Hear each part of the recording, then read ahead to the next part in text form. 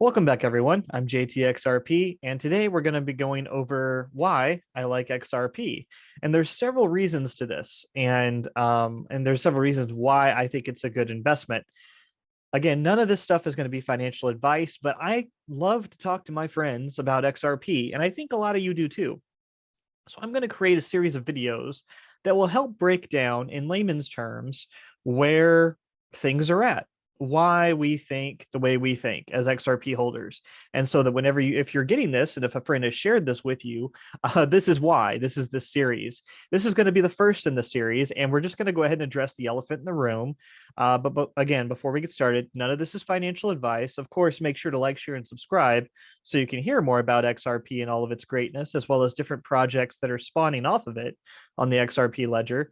But today we're just going to be focusing on one part, and it's a big part, but it is the elephant in the room, and that is regulatory clarity. And so this is the key of a case that's going on. And again, the joke about the elephant in the room is sometimes, even if I stand in the middle of the room, no one acknowledges me. And unfortunately, with this, I'll go to in a second, regulatory clarity.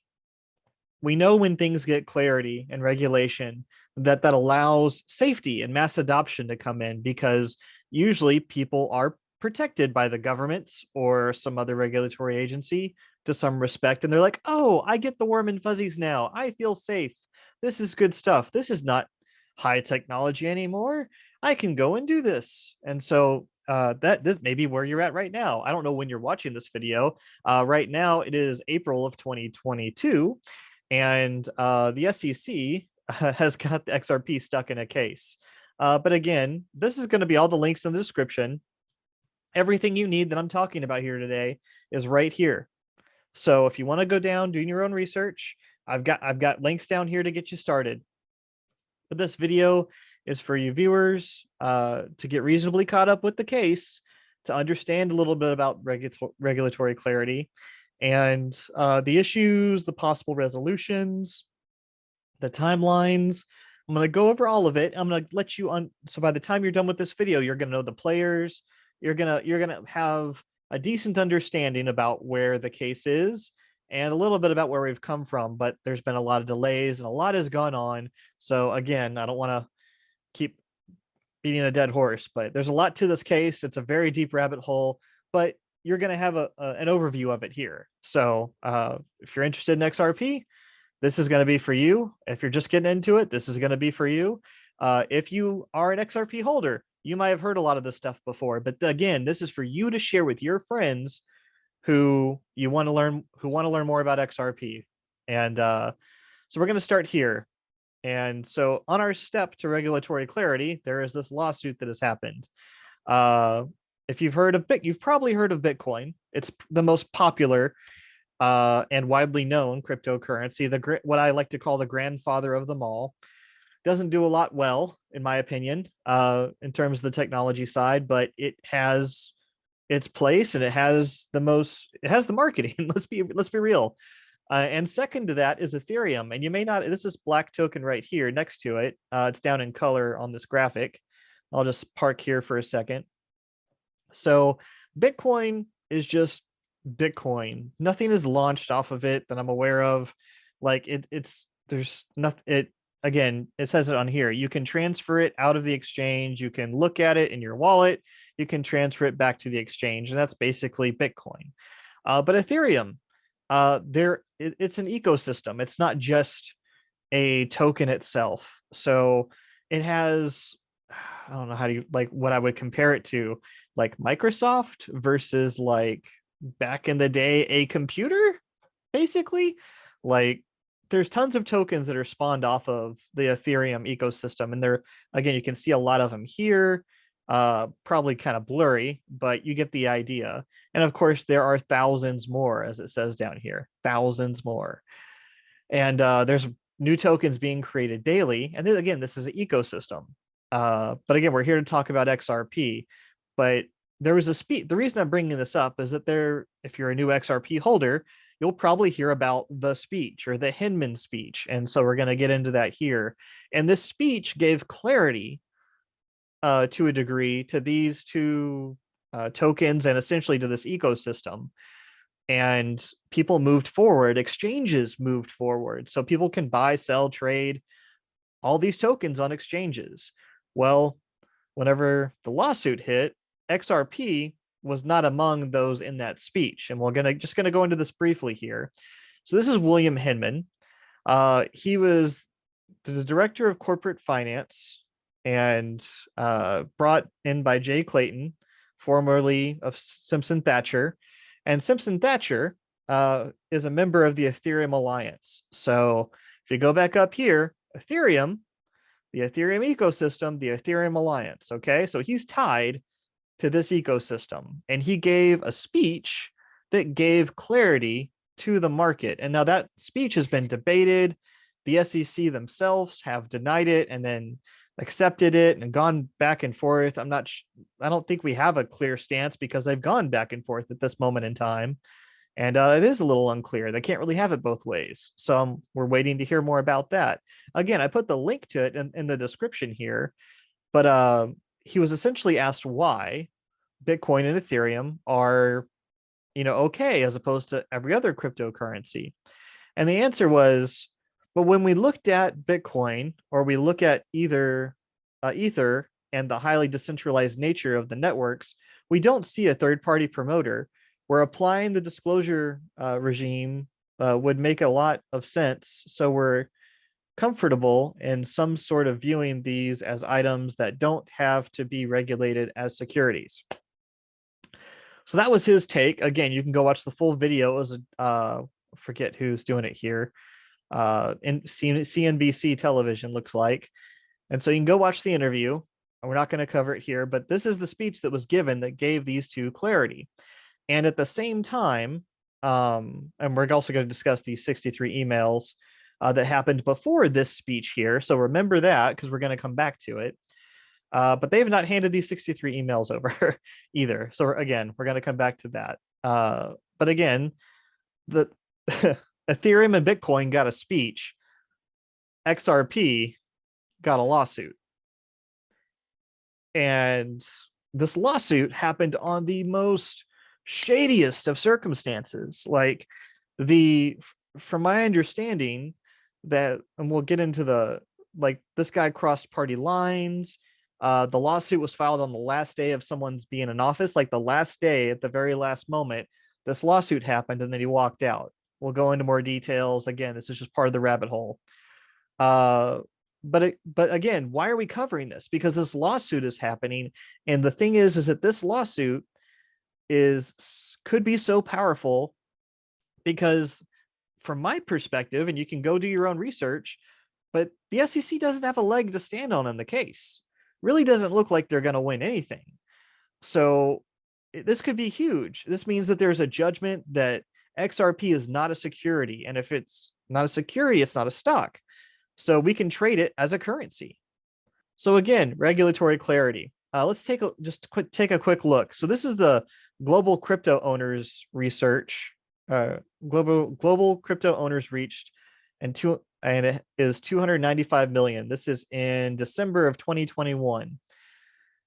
The global crypto adoption rate stood at 3.83%. So this is still incredibly early in this space.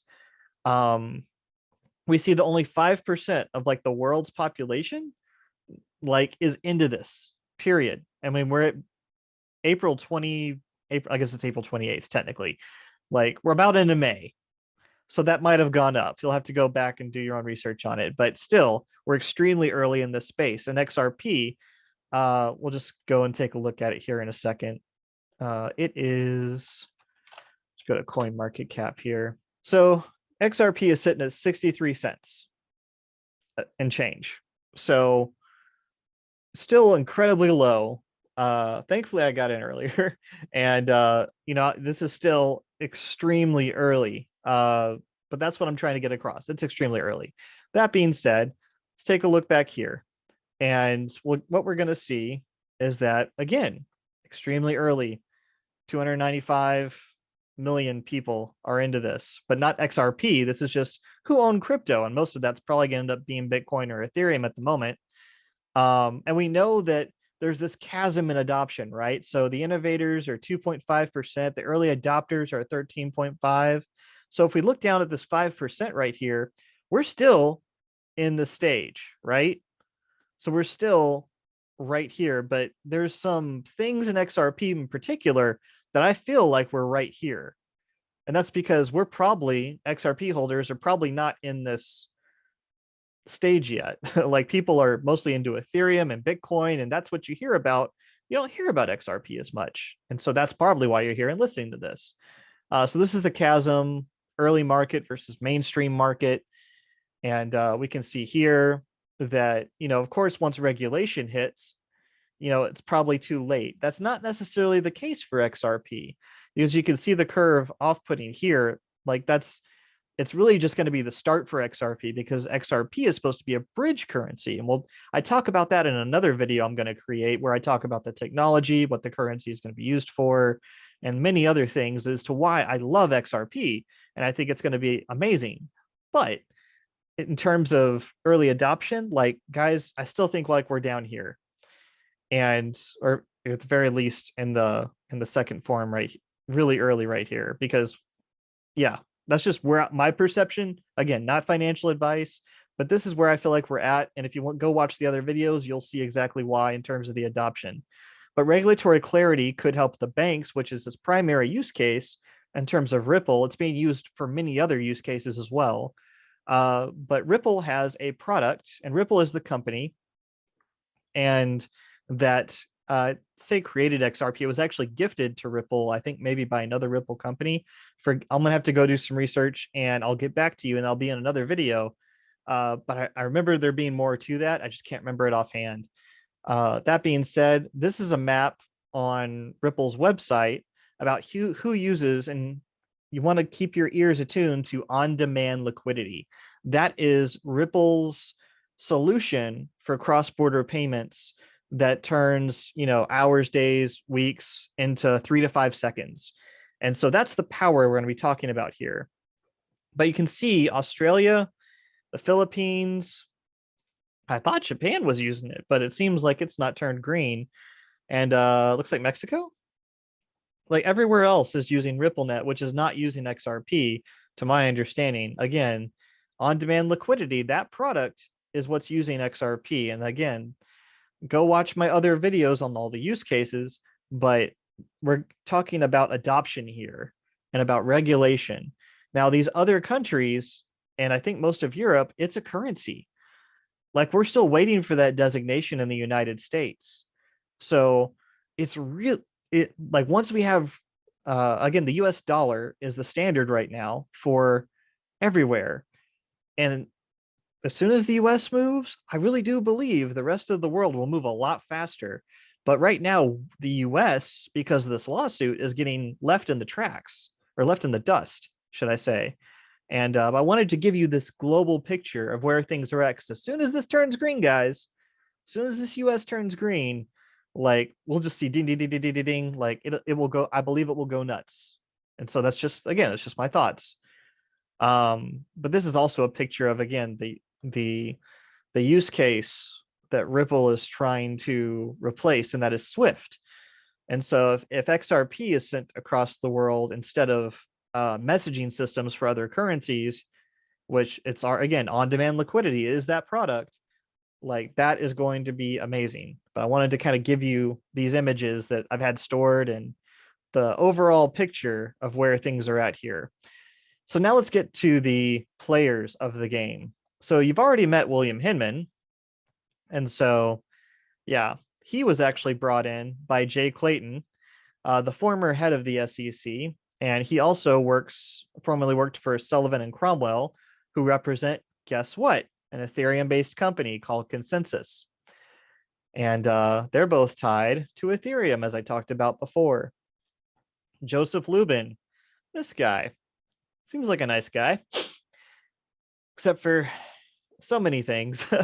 But he's the co-founder of Ethereum and the CEO of a company called Consensus. And what you need to know about Consensus is it's actually competing with XRP for cross-border payments. Go figure that this guy met with these people before that speech was given. And it's just ridiculous, guys. Like, you would not believe me unless you looked into all of it yourself. I wouldn't have believed someone of how messed up this whole case has been. But what I want you to do is I want you to go to crypto-law.us, and you can go and you can view an entire video timeline. And I'll just bring it up right now and show you. I thought that I was going to do this later, but I'll just go ahead and do it now. So this is cryptolaw.us. They have where is it? Their video library where you can go and you can see all of these different video posts and how this was tracked, like how long the case has gone on for, and how Ethereum launched versus how Ripple was launched, how the SEC really has no legs to stand on. The different, there's William Hinman again. Different people from the SEC besides these people left to go work for Ethereum companies at the same time that this lawsuit was filed. There's so much here, guys. Like, you can see, I'm not even sure you can see. I'm just going to bring this over here. Like how long, like how small that is. This cursor that I'm moving back and forth.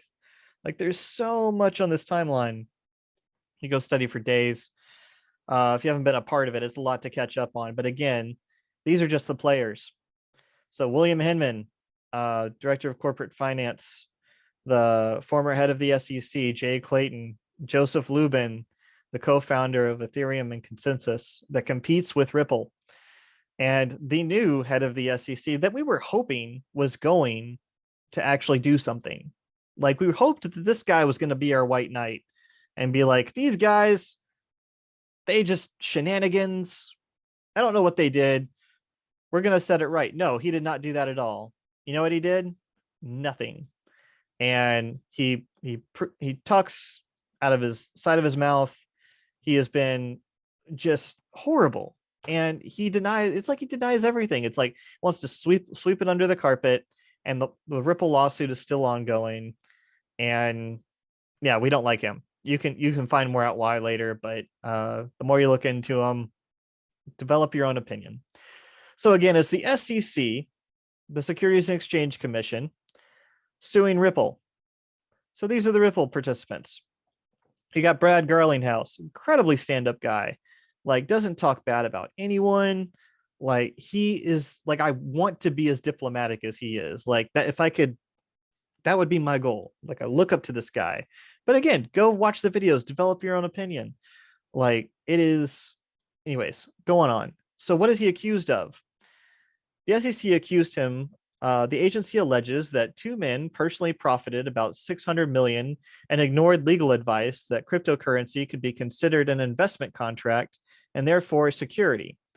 It has accused them of selling the virtual tokens without registering them as such.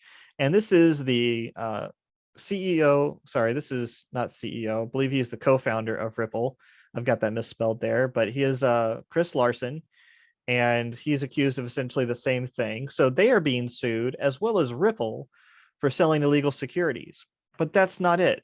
There's another issue to where the way that they wrote the lawsuit, and this is the real problem. They didn't just sue them. The way they wrote the lawsuit, they wrote it to where anyone who buys or sells XRP is supposedly selling unregistered securities. And it's not true. I know that anyone who's watching this video like is freaking out right now. Like, you want me to buy an unregistered security and be against the SEC? Wait till the end of this video, guys. Like you will have a better idea of like what is going on. And so here's a link to Twitter that I'm going to go to. It really is, as was introduced. So I'm going to start here. Just about. So this is Brad Garlinghouse recently talking to Bloomberg Crypto here on April 26th. It is April 28th. Just to give you kind of set this up. So Bloomberg invites him on the show and asks him about the SEC, rules on crypto classification. This is, he's talking about the case, and yeah, I'll just let him speak. About Ripple. It really is, as was introduced, that the whole industry is impacted by this decision.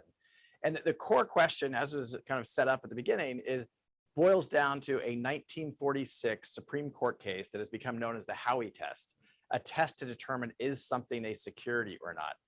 And look, at the end of the day, we have other parts of even the United States government who have called XRP the digital asset that's native to Ripple's technology stack. It's been called a currency. It's been called property. The irony is the only country on the planet that thinks XRP is a security is the United States, is the United States SEC. The case has gone well. It's still playing out.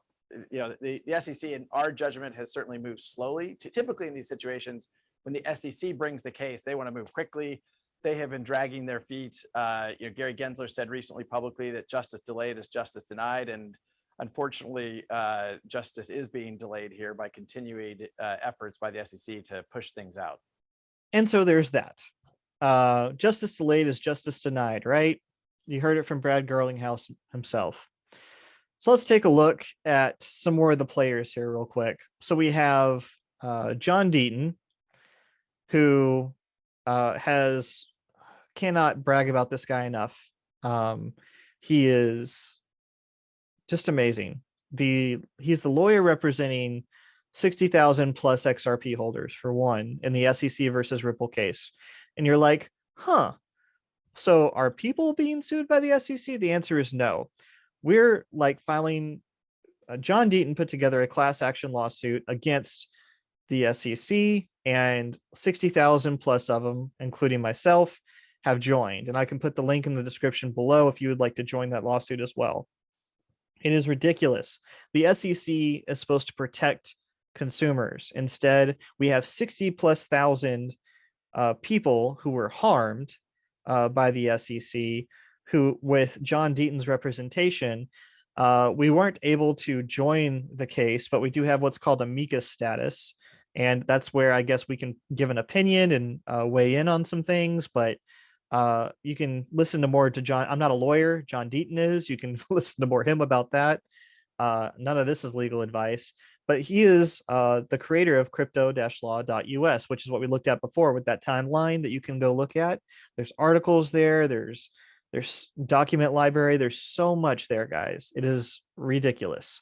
But he is not in this case, but he has inserted himself in a way to the case by representing all the holders that were hurt by what the SEC did over here. And particularly these two. But anyways, again, he created cryptolaw.us. You can go check it out there.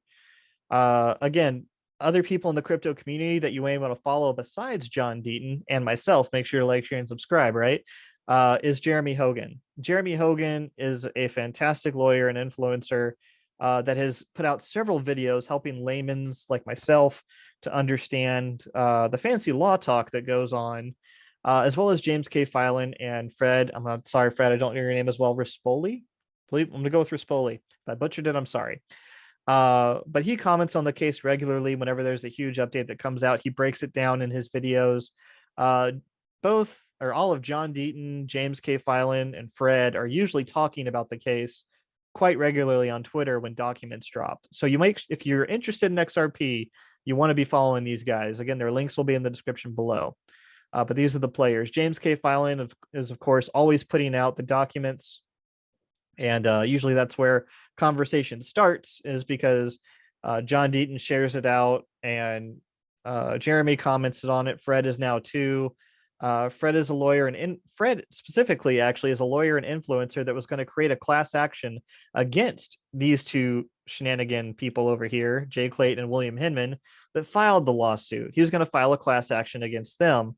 He decided to drop it after talking to John Deaton over here, because it could possibly affect the Ripple case in some negative way. So they didn't want to give the SEC any ammo to fire with. So he dropped the case, from my understanding. But he's kind of a new player to the field, but go check him out and follow him too. So again, you have Brad Garlinghouse and Chris Larson here, and John Deaton, founder of Crypto Law, put this out on his website. The SEC's attack on Ripple has been a case against all XRP transactions from 2013 to present day. It's ridiculous, right? That is not only the clear message of the SEC's complaint, but also the precedent of its attacks on other digital assets. Judge Sarah Netburn caught SEC prosecuting attorney, I don't know how to pronounce this guy's name, George Tenrero, saying it as clearly in court during a March 12th hearing. Every sale is a violation, he said.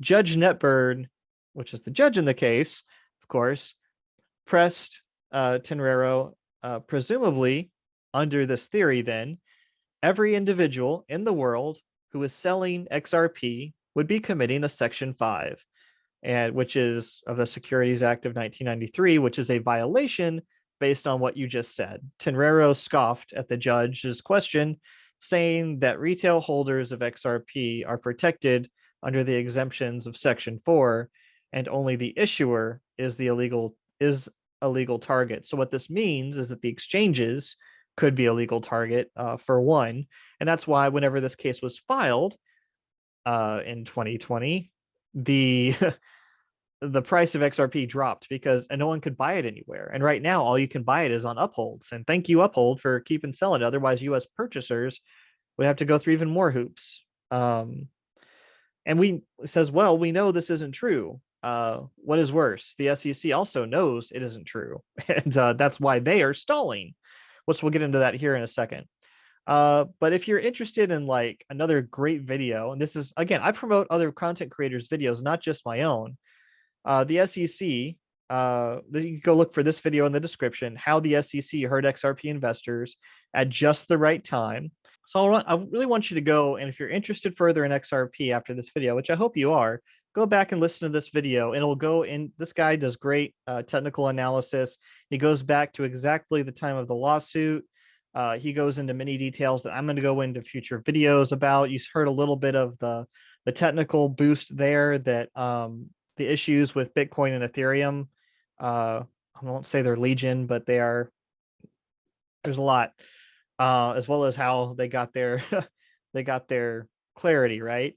So I just can't employ you enough. Go check out this guy's video, how the SEC hurt XRP holders, and yeah, go check that out. So we're gonna get back to it here about, again, because the reason you're watching this video, right, is about clarity. And this lawsuit will bring clarity. And I want you to understand where this lawsuit is at, because this is probably going to be a lot of people's biggest hurdle in and I want to be transparent, guys, because this is going to be a huge thing. It is a hurdle when you're wanting to invest in something and you say, oh yeah, that thing you want to invest in? Yeah, that's under a lawsuit by the SEC. Okay, yeah, that might put a red flag up for anybody. But if you know what's going on in the case, if you know that, like, it just doesn't make any sense from on any basis that you look at it, if you understand the absurdity of how we got here, and like what the allegations against XRP, Ripple, these two people, like, it just doesn't stand at all. And again, this is a deep rabbit hole. Go check out crypto-law.us and go to their video library, and you'll be able to see and get a bigger picture. But this, again, is high level. So the current issue that we're waiting on, that we believe that there is a smoking gun in, is those 63 emails that I told you I was going to come back to. The speech that William Hinman, not James K. Filan, William Hinman, he gave a speech. There were 63 emails before he gave that speech that they have been fighting for over a year not to give to the court. Several different motions, several different stall tactics have not turned them over. Have not turned them over. So that's what we're waiting on to a great degree, and that will cause probably a lot of clarity in itself for the case. Again, the strange thing in this trial that Brad Garlinghouse talked about earlier, whenever the prosecution brings a case against someone, it's usually the person that wants justice wants to complete the case as soon as possible. That has not been the case here. They have, I mean, yes, we know that court cases can drag out, but it's usually because the defense is going after stall tactics. At every single step the SEC has tried to stall, and it is unbelievable at how it makes no sense. They brought the case against it, against Ripple, against XRP, arguably, and they have sought justice. Why would they not want it as quickly as possible? Justice delayed out of Gary Gensler's own mouth, the head of the head right now of the SEC. Justice delayed is justice denied. Well, we're being denied justice, plain and simple. And we'll get into some occurrences that happened today that might blow your mind too. So again, it's just really strange in the trial. Every lawyer that has a like John Deaton, sorry, not every lawyer, John Deaton and Jeremy Hogan are two people I can remember that have pointed how strange this is. And they talk about it all the time, that how it just does not make sense, even from their law perspective. So when will this case end? I had a clip here, and I guess I'll just go ahead and play it. But again, this is John Deaton. He's on, if you want to go check out On the Chain, they just released a new video, which is already not obsolete. It's still good to go listen to, but again, things change in crypto like super fast. So this is a good overview of the case and where it's at, so that you know what's going on moving forward. And even I don't see this changing much in the next couple months. So yeah, like it's still good to show your friends and for those who are interested in XRP.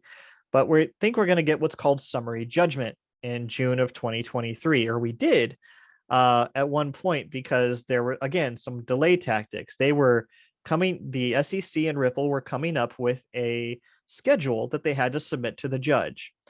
In the schedule, what they had to do is they had to say, hey, do these dates work for you? Do these dates work for you? My layman understanding, of course, but you can listen to John Deaton and some of these experts talk about it.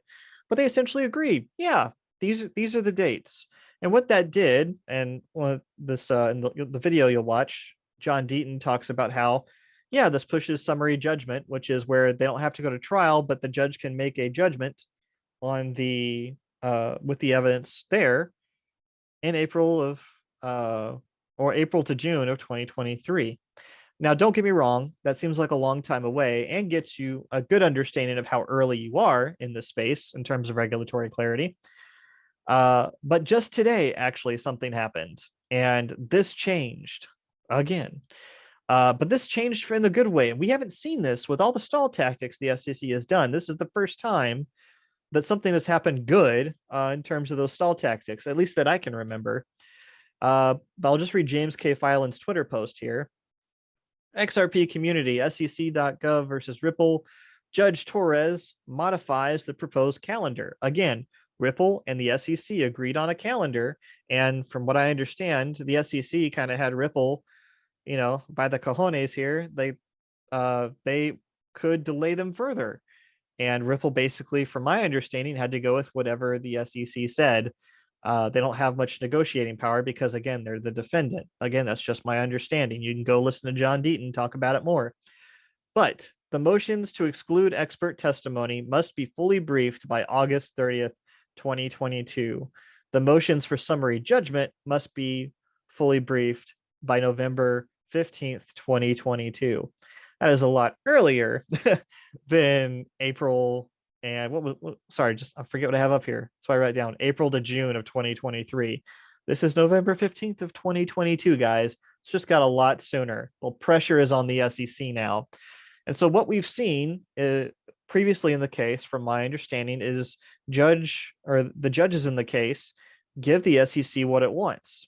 And that's typically, again, for my recollection of what John Deaton and several others have said, is because they want the what do you call it? They don't want to give the SEC a means to appeal if they want to. Not that they're on our side or anything, but they want to do their best that they can for the case as it is. And so they've granted the SEC's motion, but they both, again, Ripple and the SEC submitted this calendar, and they're like, no, guys, we're wrapping this up before Christmas. Hopefully not, that may not happen, but of course things can get delayed further. But the judge put their foot down and said, hey, and we see John Deaton even commenting, Judge Torres orders a tighter schedule than the parties agreed to. And you can see the document right here. Again, you can go follow James K. Filan and find that document if you want. I'll even zoom in if you want to pause the video right here and read it yourself. It's a little blurry, but you can make it out. Of course, that's Annalisa Torres.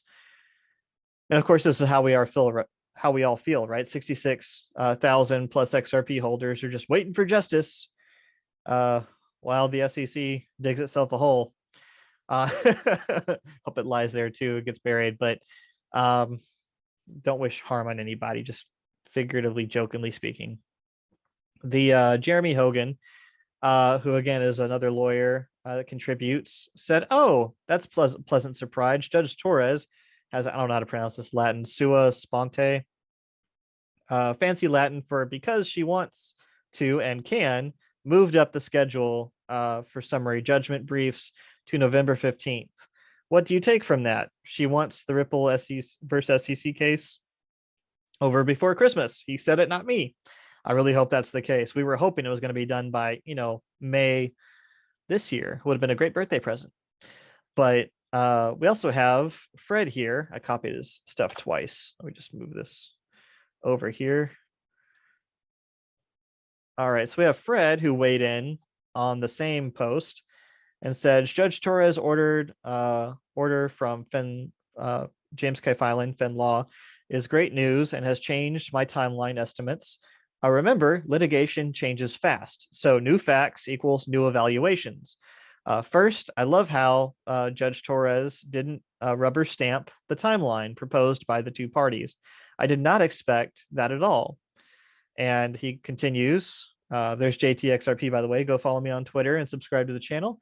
But he also continues and says, second, the settlement before SJ has now increased. That's summary judgment, has now increased by 50% probability from the 20% from his perspective. So there's a possibility for settlement before summary judgment. So that means that even though summary judgment is scheduled for November, that we could see a settlement between the SEC and Ripple. That means that the case would end. And again, a settlement thus far, Brad Garlinghouse has said that he will not settle unless XRP gets clarity, that they know it's a currency and that they won't have to deal with this business about it being labeled a security again. If he doesn't get that, he's not going to settle. We've, Gary Gensler here could receive, still have them settle for millions and millions of dollars and call it a victory and give them that clarity. But he's put his heels in too. So that's what has driven this down quite a ways. So we'll continue here. Judge Torres rocked up the expert witness motion deadline, rocketed up the deadline. It was proposed to be the same as the summary judgment schedule by parties. So this is critical because the expert testimony will account for 75% of how this lawsuit ends.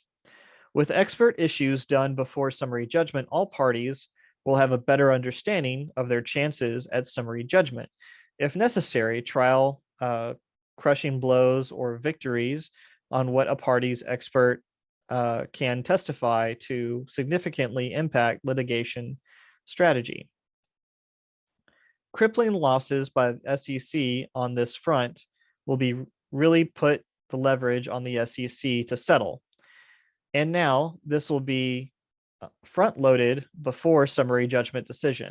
So they're front loading this expert discovery before the summary judgment. Obviously, a bad decision can hurt Ripple, but its experts are top notch, and SEC are the will say anything for money type. And that's very true. I think he's right about that. Lastly, as Attorney Jeremy noted, I think, and I'm speaking for Fred here, summary judgment reply deadline does mean Judge Torres plans on wrapping up the summary judgment before 2023 starts. Thank God. It has been 2 years, guys. It's ridiculous. Which has shaved 3 to 4 months off my timeline. This is an outcome I'm glad to have been wrong on. Woohoo! So can't again, cannot relate with that enough. So again, we either want a settlement or a summary judgment. And to give you guys also a little bit of context, Ripple, again, we'll just go show some graphics here because I'm out of them. I didn't think I'd make it to this point. SEC versus Ripple. Ripple, who is the defendant who's being accused, has hired several people from the SEC to argue this case. Like and even before this case went out, before the case was brought against Ripple, there was another former SEC person. I forget his name off the top of my head. Again, cryptolaw.us has everything. They weighed in and wrote a very long explanation that this would hurt investors. Like, you shouldn't do this. This is bad. This is wrong. Not to mention that these two guys are probably facing, I'm guessing corruption charges at the end of this, because they both went to go work for Ethereum-based companies as they filed this lawsuit and walked out the door. This guy has been accused of taking millions of dollars from his Ethereum-based company while apparently he is in office with the SEC, from my understanding. And he also, what is it? There's one more thing. Gosh, guys, I'm forgetting. Yeah, there's so much to this case. It's just a very deep rabbit hole. But I hope this gives you a little bit of why I think summary judgment or a settlement will bring regulatory clarity, because then we'll know what it is. A judge has signed off on it. And yes, while it could be appealed, like it'll be the only crypto in the US that I'm aware of that has this label on it. It is this. And once it has that stamp, it can be used for the use cases. And if you want to know more about those use cases, besides what you've heard here, go check out my other videos. But I want to try to keep this one as short as possible. I know I've drawn on for quite a bit here. But I'm JTXRP. Make sure to like, share, and subscribe. I'm going to be doing some contests for Zoge, at least while I'm in April 2022. And so check those out. Zoge is a meme coin on the XRP ledger. I'm not being paid to do it by any means. I was gifted some coins just to be able to share with the community. And so I'm going to run some contests. So make sure you check out those. Make sure to like, share, and subscribe. And again, do great things, guys. I'm JTXRP. I'm out.